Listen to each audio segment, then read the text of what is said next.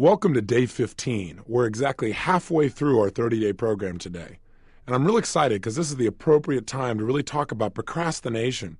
And maybe even more than that, how to really condition ourselves to follow through and use our personal power. Because procrastination is like a silent killer. It keeps most of us from really achieving what we want, and yet we don't pay attention to it because it seems like such a small thing, till it literally becomes a habit that keeps us from the abundance that we really want in our lives. So what I want to talk about in this tape is not only how to handle procrastination, but a step beyond that, how to create absolute consistent action towards the goals that you've now set. So let's start with talking about the power of rituals and what success conditioning really is. Let's just reinforce this idea within ourselves. I believe that most of us in life are controlled by one thing, our own personal rituals. What do I mean by that? I mean that throughout our life, we've gotten caught up in some specific habits, and that those habits now are literally controlling and directing our lives, whether we're consciously aware of it or not.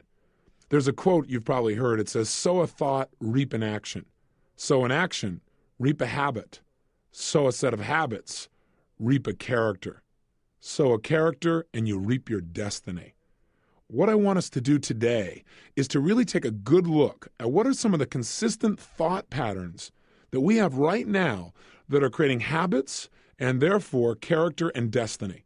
And if we don't like some of these habits, rather than just being at the effect of them anymore, once we identify what they are, what are some simple ways to condition ourselves to create new habits, habits that will automatically pull us towards the goals that we desire most?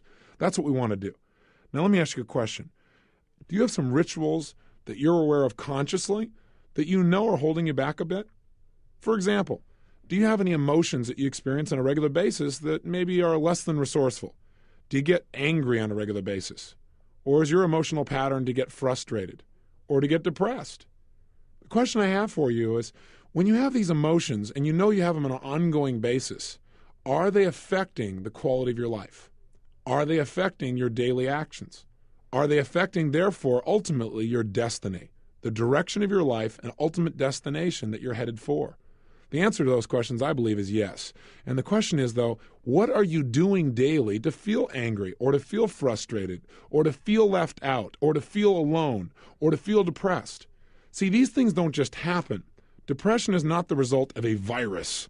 In order to feel bad, you got to work at it. It takes effort. And we talked about earlier that you have to take on a certain body posture. You also have to do certain things in your head. You got to look at the world in a certain way. But what I want you to realize is if you're feeling any emotion, positive or negative, on a consistent basis, it's not only affecting your life, but it's the result of a ritual.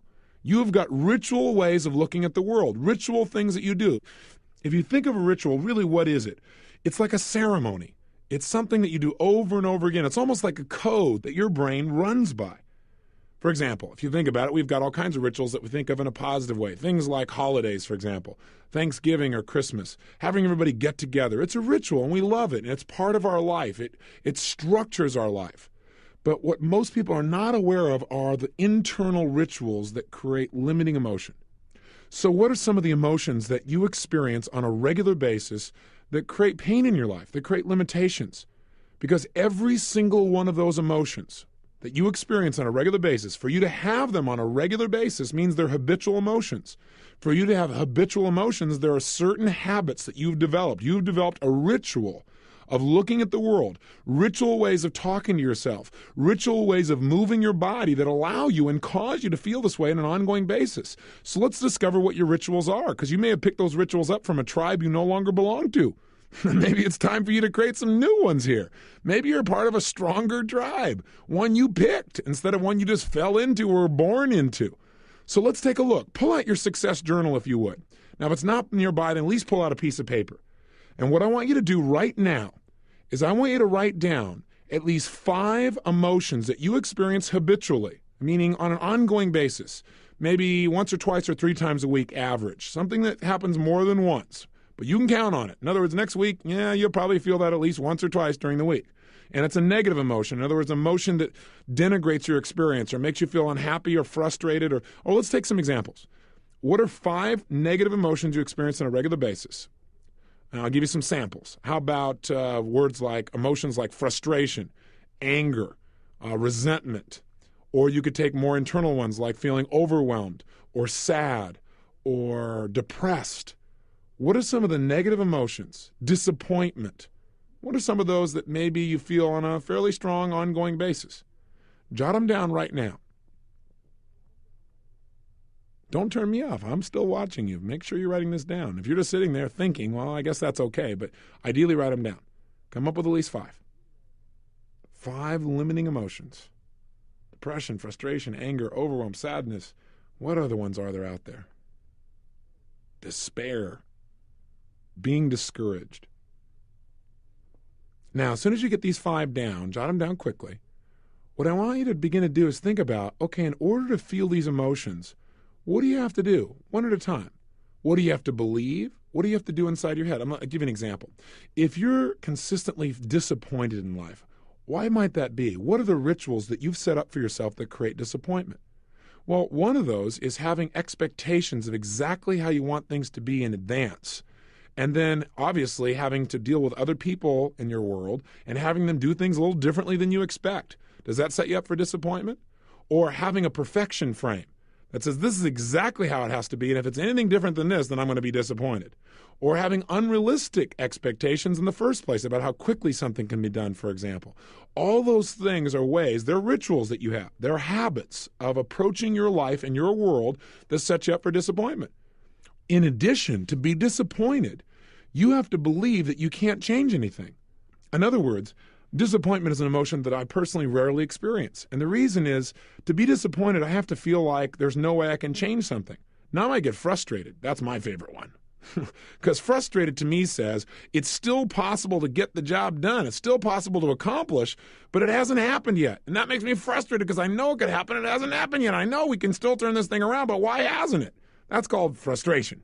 So I have a different ritual than disappointment. To be disappointed, you'd have to think that something you wanted didn't happen and it's not going to. It's over. Do you follow me? So I want you to begin to analyze how you set up these rituals. Why?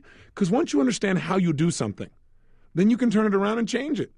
I mean, traditionally, for example, somebody comes to me in therapy a lot of times, or someone comes up to me in a seminar and they'll say to me, "Oh, Mr. Robbins, I'm just so depressed." And I'll say, "That's excellent. How do you do that?" And usually they'll look at me like I'm crazy and go, "What are you talking about?" I said, "How have you pulled that off? How have you accomplished this state?" And they said, "What do you mean how have I accomplished it?" I said, "Well, it takes effort. It's not easy to get depressed. That's a pretty intense emotion. I mean, you must have been working on this one for years to develop the kinds of habits and rituals that allow you to be able to consistently go into the state with very little effort." And usually what this does is break their pattern rather radically. But then we begin to really analyze it, and they find out there are specific things. I say, what's the first, if I wanted to be as depressed as you, how would I go about it? Teach me the ritual. What's step 1? Oh, I should look down. Is that it? Okay. And then what's step 2? Oh, breathe real shallow. Let my face get a little frown on it or drag down. Okay, I see. Now drool just a little bit out the side of my mouth. Okay, excellent. And what else? Oh, make ugly pictures in my head of the worst possible scenarios. Oh, and then drop my tonality down to, oh, good. Okay, let me try that. Oh, yeah, now I'm feeling pretty lousy too. Yeah, it seems to work. I now know your ritual. I'm almost as good as you are. Give me some practice. Now, at this point, usually I got them laughing pretty strong, and what we've done is interrupted their state. But the point is, we've also pointed out there is a ritual going on here, and that ritual is done over and over again in order to get depressed. You know what's exciting? You also have great rituals you develop to create all the positive emotions you have. The problem is, people come to me all the time and they say, "Tony, all I want in life is peace of mind.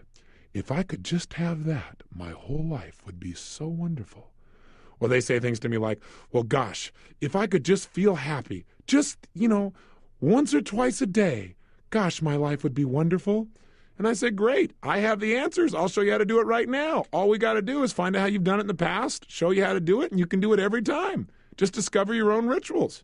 They look at me kind of dumbfounded. Their mouth kind of hangs open. I say, "Well, let me ask you a question. Have you ever felt peace of mind even for a moment?" The person says, "Well, not very often." "Well, have you ever had one of those moments in your whole life, one of those real zingers called peace of mind?" And the person will usually think for a moment and say, "Well, yeah." And I'll say, "Great. What did you do back then? Let's go back to those moments. What did you do with your body and your mind? Specifically, what did you do first? What did you do second?" And I got them through, and all of a sudden they find out what they did. "Well, I began to breathe like this instead of like this. I tilted my head like this. Actually, I began to talk to myself in this tone of voice, and I had this tempo, and I began to feel really relaxed and really good inside, and I just focused on how everything in life really is perfect. And it may not seem like it in the moment, but it always will be. I tell myself this too will pass, and I just feel really good. I said, well, how do you feel right now? And they go, well, pretty good. I said, well, do you have peace of mind right now? Well, gosh, actually I do. I said, write that down. They go, what? I said, write that down. You now have the recipe for peace of mind. You have your ritual. Now all you got to do is install it and condition yourself so that this ritual gets triggered automatically. In other words, think about it. Don't you have things in your world that trigger you to start running your ritual? I mean, look, December 25th comes by, and what happens? You change everything. Suddenly you become a nice person. Suddenly you start treating people well. You start smiling at strangers, actually initiating conversations, and then, of course, days like April 15th come along, in which case you seem to respond differently to strangers as you're pulling up to the post office, fighting your way to get to the mailbox, and all of a sudden those same people that you smiled on right around December 25th, you're looking at them like they're dirt. How dare they move in front of you at this time? Isn't it amazing how we develop different rituals based upon stimuli in our environment? What is that? It's called conditioning. We have environmental things that trigger us, and we call those anchors. And they trigger us to run some of our little rituals, to trigger some of our regular little emotions. So what would be ideal if we want lifelong success and more happiness and more joy and more passion and more fun and more money and closer friendships and the chance to make a difference in the world, or other such subtle changes, would be for us to actually get clear on how we run our own brains. For us to not only get clear on it, but to discover the rituals that are burnt out and old and antiquated and discard them. And we know how to discard them. We've talked about that.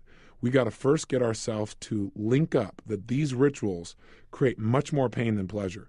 Too much pain. So much pain that we feel it in our gut and our brain will do anything to quit this ritual, to break it up. 2, once we have that leverage, what do we need to do? Just interrupt the pattern. So if you're one of those people that, for example, has this ritual called every time you see your spouse, you manage to develop a spirited debate. And what you might want to do is interrupt that pattern. And there are lots of ways to do that. One way to do that is next time that pattern starts to happen, do what I talked about earlier in these tapes. Reach up and grab your nose and go, to yourself. Now, after people think you're on drugs, it doesn't matter. It'll at least interrupt your own pattern. You might begin to think you're a turkey or weird, but what'll happen is you won't be arguing. And if you do it enough times, it's like that record we talked about. If I take a record and I scratch it and scratch it and scratch it and scratch it, and you try and play it again, it'll never play the same way. So that's all we've got to do. We've got to interrupt our ritual patterns. And then, of course, we've got to create a new pattern in its place. Because in order to create new results, we got to first interrupt our old result, our old pattern. And that's the process. You know how to do it. We're going to guide you through it through some specific techniques we've developed. I think you'll find it a lot of fun. But you've already defined now 5 negative emotions you have on an ongoing basis. What I want you to do right now is I want you to stop the tape, and I want you to take approximately 5 to 10 minutes, and I want you to actually define what are the rituals associated to them. In other words, I want you to pretend you're getting a recipe. So if the emotion was, let's say, frustration, what's your recipe for frustration? Okay, so you go, okay, what's the first thing I do? If I really wanted to get frustrated, or if I've gotten frustrated in the past, how did I do it? What was step 1? Well, step 1 is I decided on this major goal, and I made it incredibly important that it happen now, or it had to happen at a certain time. Okay, step 2, I began to make pictures in my mind about how it absolutely had to be. Step 3, I had to see it not happening as quickly as I wanted it to. Step 4, I had to see other things getting in the way of my accomplishing it that were beyond my control and they were making me angry. And step 5, I had to see that it was still possible but wasn't getting done. Okay, so now I know how to get frustrated. If I wanted to do it right now, I could do it with anything. Okay, first create the pressure in myself about something has to be done and just guide myself through it. I'm not just being humorous here. I want you to see what your rituals are so you can begin to interrupt the pattern. Step 1 is awareness. Does that make sense? So please turn off the tape right now, stop the tape, and go ahead and write these down. Now, you might be saying, well, I'm in the car. Is it possible that for 5 minutes you could pull over right now and do this? Of course it's not. But if you could, pull over and do it now. You've got 5 minutes. Go for it. Welcome back. So I've got a question for you. What did you learn? What did you find out about yourself and some of your habits and rituals? And I'm curious, when you wrote down these steps, first of all, did you really do it or just give up? Did you go, oh, God, this is too complicated. I'll just turn the tape back on. Or did you not even turn it off to start with? And you're still listening to me. If that's true, turn the tape off and do this exercise. Do you understand me? Otherwise, I'm going to be imitating Sam Kinison, and you're going to wish you turned the tape off. Okay, now, if you did do your exercise, no problem. What I want to know is, number one, what did you learn? Now, I know this isn't necessarily easy, but it is worth doing. What did you learn about yourself? If you hung in there and you went step by step and really rehearsed, went over in your head and pretended that you were trying to get somebody to portray you as an actor and take you through the steps so they could get in the same state, what did you learn about what you do? First of all, I hope you learned that you are the creator, that you're the one that's sourcing this emotion in your body, and you're doing it with some very specific actions. In other words, you don't get any result in your body or your mind without some action preceding it. There's a great book that I hope you'll pick up. If you haven't already read it, you probably have, but it's a book called As a Man Thinketh. And I want to read you a quote out of it because I just love it. This book is fabulous. It really reinforces what we're talking about here. It says, man is made or unmade by himself. In the armory of thought, he forges the weapons by which he destroys himself. He also fashions the tools with which he builds for himself heavenly mansions of joy, strength, and peace. By the right choice and true application of thought, man ascends to divine perfection. By the abuse and wrong application of thought, he descends below the level of the beast. Between these two are all the grades of character, and man is their maker and master.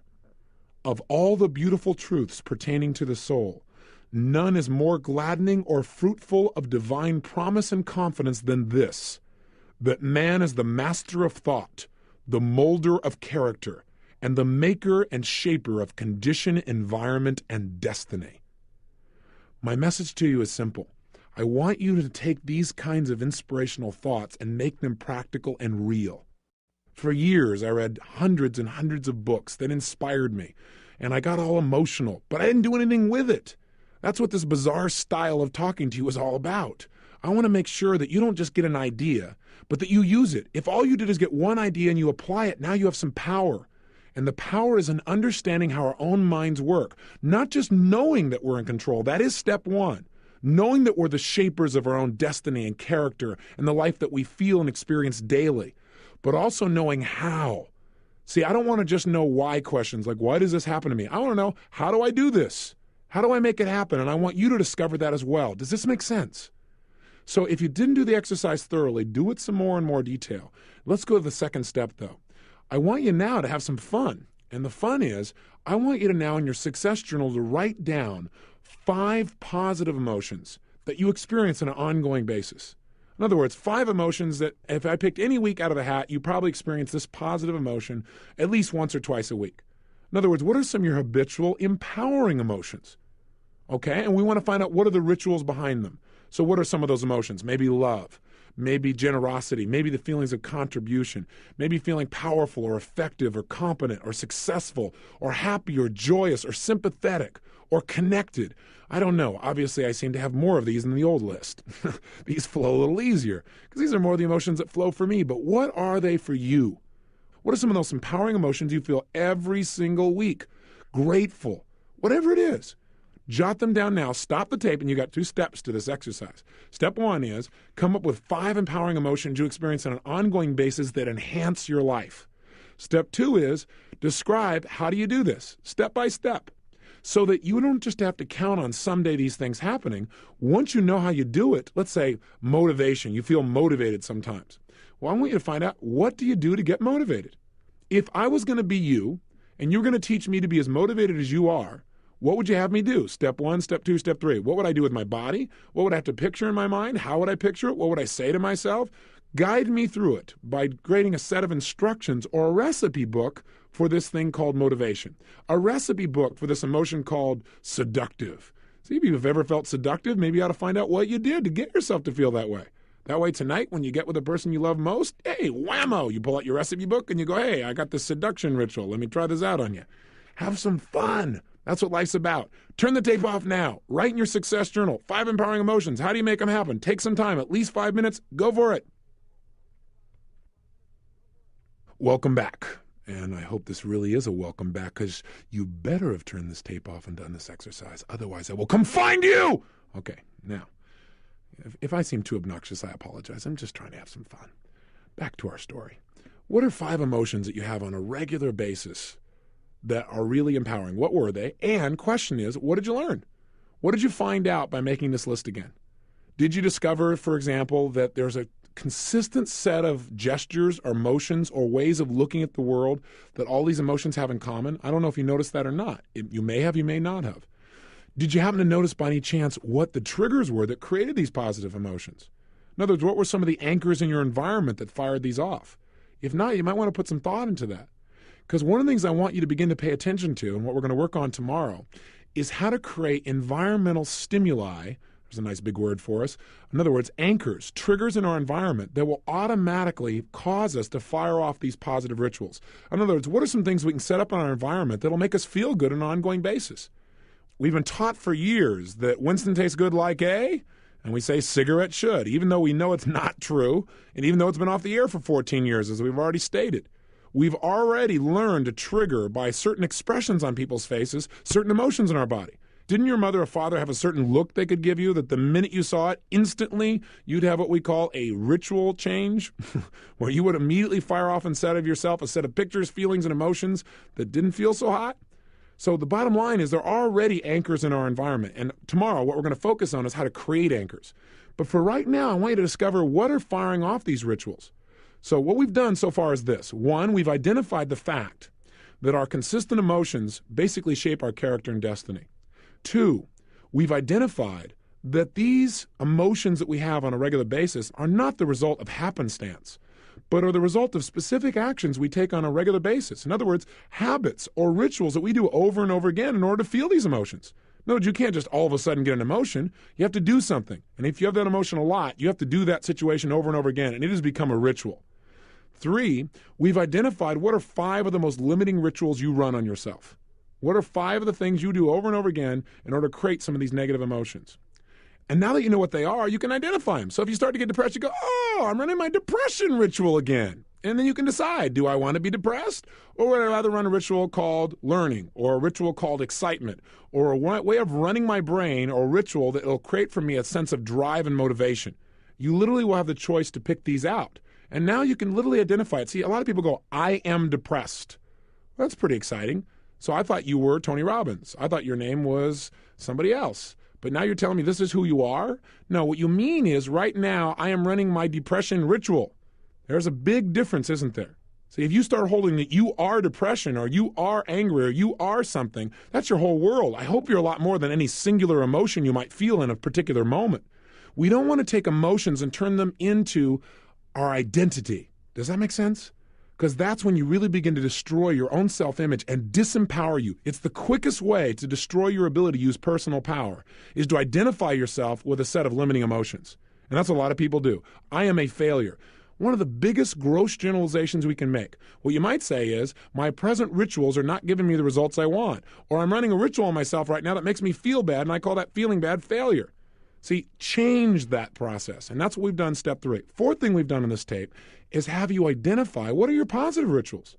What are the positive emotions you experience on a regular basis, and how do you do that? So that now you can do what I've already alluded to. At any moment in time, if you want to feel absolutely loved, all you have to do is fire off those certain actions. Sit a certain way, breathe a certain way, make the pictures in your head, talk to yourself a certain way, whatever it is you do that causes you to feel loved. Now, I know I've gone through this rapidly, and I know it may not be as simple for you to do initially as I say. And the only reason is because you're brand new at it. Hey, how good were you at driving a stick shift the first time you did that? Yeah, you went, grind, and you went, and I'm supposed to watch the road too? What are you, crazy?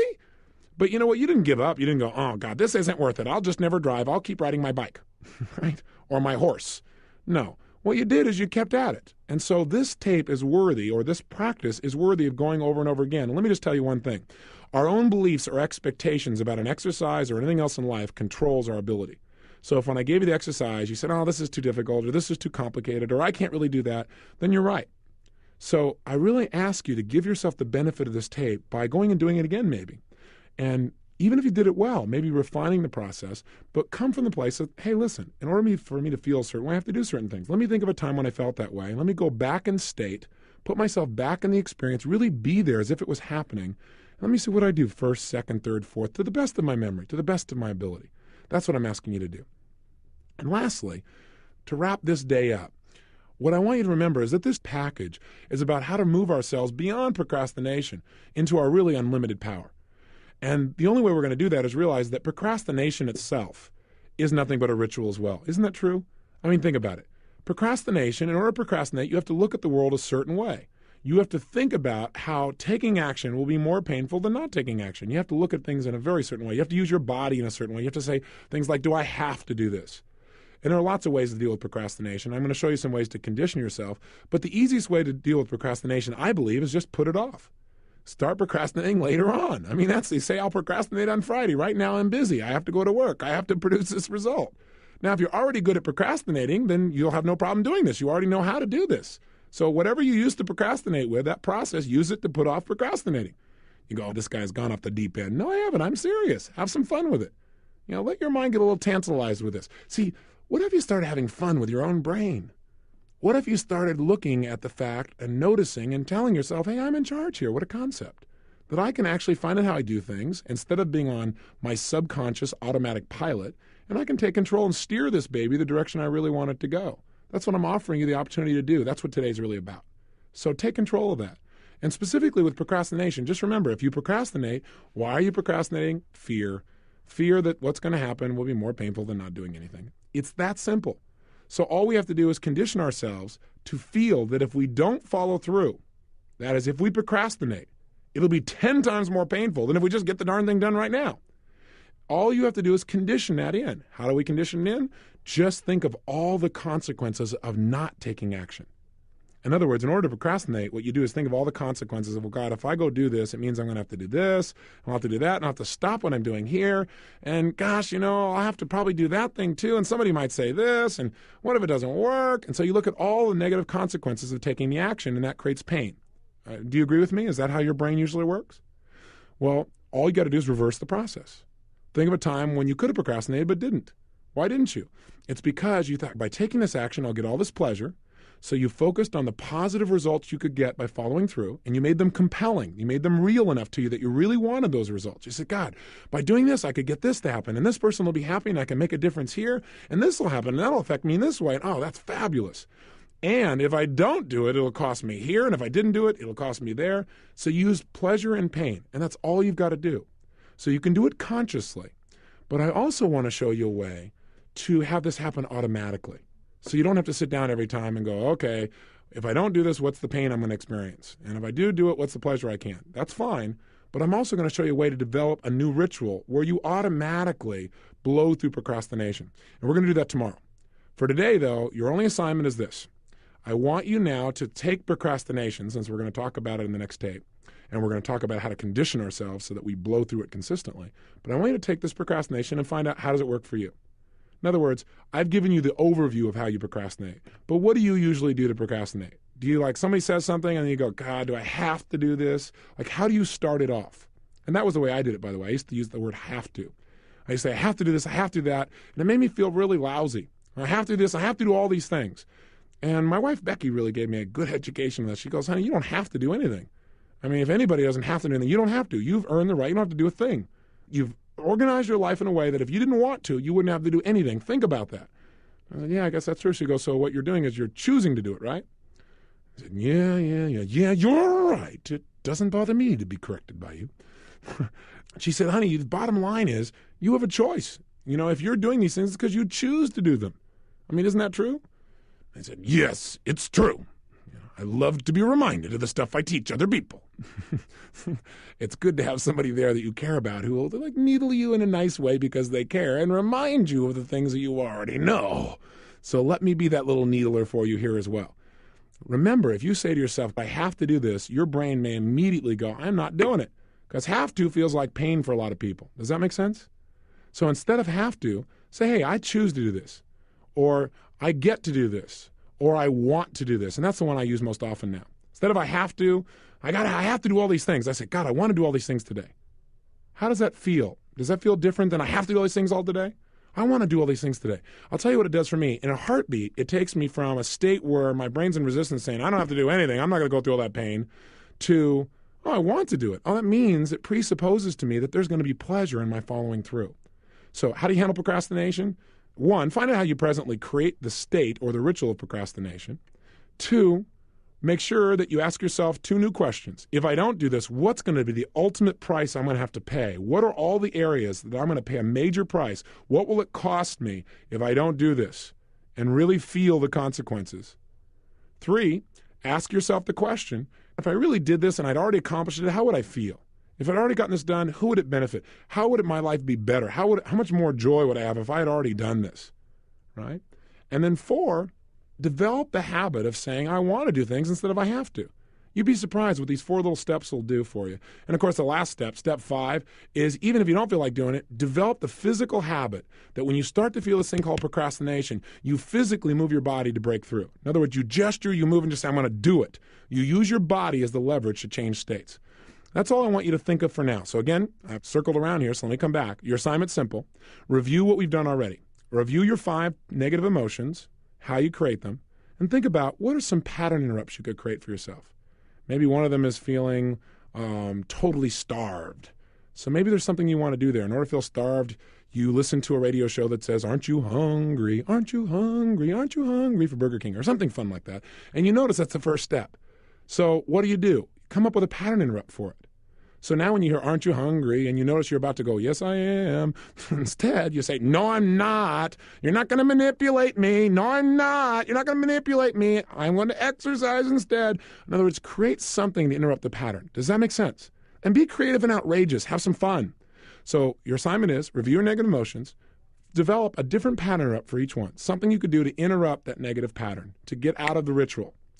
And 2, review your positive emotions and think about, gosh, how could you trigger those more often and where? Where in your life and when in your life would you be willing to put yourself in a great state on an ongoing basis? And then thirdly, take a look at procrastination and chunk that one down, okay? In your success journal, write down in procrastination, what do you do, step 1, step 2, step 3 to get yourself in that place? And again, develop a way to break in there. And I've given you several tools, okay? Have we had a good day here? You better be saying yes. Okay? Or you better figure out what rituals you do to cheat yourself from ultimate joy of visiting with me on a daily basis. Okay. I'll see you tomorrow, and tomorrow we're going to talk about success conditioning, how to get ourselves to consistently feel the way we want. We've talked about it a little bit before, but we're going to do it in depth now. We're going to teach you how to do some anchoring and how to condition yourself so that once you identify a new ritual, you can make it last without any conscious effort. In other words, you can install the rituals that support your life. Till then, have fun today and live with passion.